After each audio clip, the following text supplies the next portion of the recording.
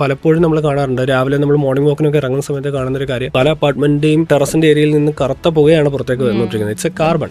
അപ്പം നമ്മുടെ നേച്ചറിന് ദോഷം ചെയ്യുന്ന പല കാര്യങ്ങളും ഉള്ളതുകൊണ്ടാണ് അത് നമ്മൾ പൂർണ്ണമായിട്ട് ഒഴിവാക്കിയിട്ടുള്ള പ്രോപ്പറായിട്ടുള്ള ട്രെയിനിങ് കൊടുത്ത്, അതായത് താമസിക്കുന്ന വ്യക്തികൾക്ക് അവർക്ക് കീ കൊടുക്കുന്ന ദിവസം തന്നെ എങ്ങനെയാണ് വേസ്റ്റ് മാനേജ് ചെയ്യേണ്ടതെന്നുള്ളൊരു കൃത്യമായിട്ടുള്ള ട്രെയിനിങ് കൊടുത്തിട്ടാണ് നമ്മൾ താമസിക്കാനുള്ള കീ കൊടുക്കാറുള്ളത്. നിങ്ങളൊരു തേർഡ് പാർട്ടിക്ക് ഇത് കൊടുക്കുന്ന സമയത്ത് അവർ ഈ ഒരു വേസ്റ്റും കാര്യങ്ങളൊക്കെ എന്താണ് ചെയ്യുന്നത്? ഇപ്പോൾ ഡിഫറെൻ്റ് ആയിട്ടുള്ള ഓർഗനൈസേഷൻസ് ഉണ്ട്. ഇപ്പോൾ ഫുഡ് വേസ്റ്റുകൾ കളക്ട് ചെയ്യുന്ന ആൾക്കാരുണ്ട്. ഫുഡ് വേസ്റ്റുകൾ കളക്ട് ചെയ്ത് അതിനെ ഫെർട്ടിലൈസേഴ്സ് ആക്കി മാറ്റാൻ പറ്റും. പിന്നെ അതുപോലെ തന്നെ പ്ലാസ്റ്റിക് വേസ്റ്റിനെ റീസൈക്കിൾ ചെയ്യുന്ന ആൾക്കാരുണ്ട്.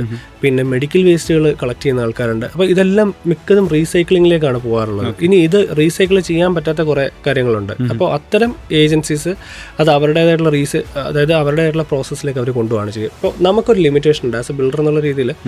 നമുക്ക് ഈ വേസ്റ്റ് മാനേജ്മെന്റിനകത്ത് നമ്മൾ ഒരു വീടിൻ്റെയോ 2 വീടിൻ്റെയോ അല്ല, നമ്മൾ ഈ പ്രോജക്റ്റ് കണ്ടിന്യൂ ചെയ്ത് മുന്നോട്ട് പോയിക്കൊണ്ടിരിക്കും തോറും ഒരുപാട് പ്രൊജക്റ്റുകളുണ്ട്. അപ്പോൾ ഫ്യൂച്ചറിൽ ഈ വേസ്റ്റ് മാനേജ് ചെയ്യുന്നൊരു വലിയ ട്രബിളായി മാറും. വേറെ ഇത് പ്രൊഫഷണലായി ചെയ്യുന്ന ആൾക്കാരെ ഇത് ഏൽപ്പിക്കുകയാണെങ്കിൽ അവരത് കൃത്യമായി കൈകാര്യം ചെയ്തോളും.